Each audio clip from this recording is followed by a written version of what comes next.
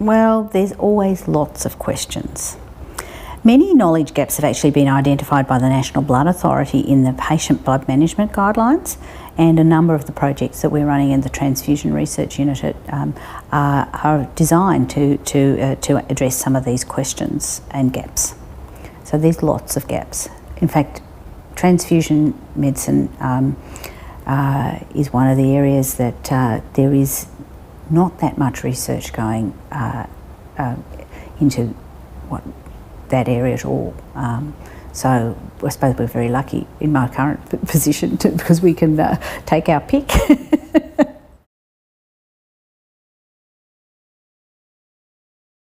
Well, yes, the Transfusion Research Unit team has a number of registries, projects and clinical trials. We're just working on final analysis and manuscripts to describe a time-driven, activity-based costing study to determine the true cost of transfusion in thalassemia. So I'm just about to speak at our national meeting about that. And I still don't know the answer of how much it does cost to transfuse a unit of red cells. We know a manufactured cost for which is written on each of the units, but in terms of what the costs are of the testing and the care of the patient as they come in to have that transfusion, we've employed a scientific method to actually map all of those steps and then assign a cost.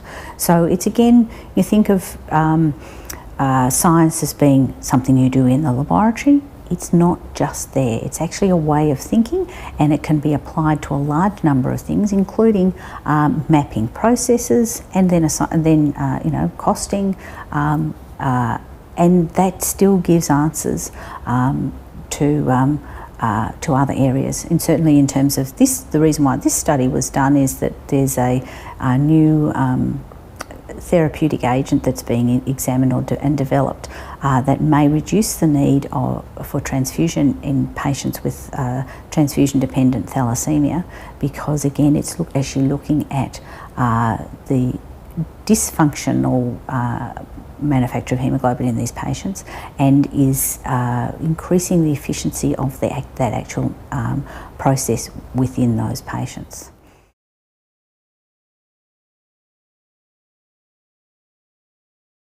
Well, the big data is being analysed to provide quality and benchmarking tools for hospitals so that they can improve patient care.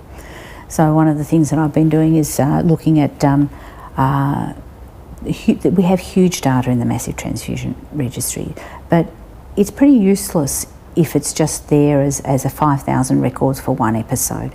You actually need to be able to analyse it and then present that information in a way that can actually be used by clinicians and hospitals and people in transfusion laboratories to measure and then improve their care. So these reports actually allow the benchmarking of performance between hospitals and can measure against the same types of patient cohorts, so we can identify which patients had an obstetric hemorrhage or which patients had a gastrointestinal bleed, or which patients had trauma.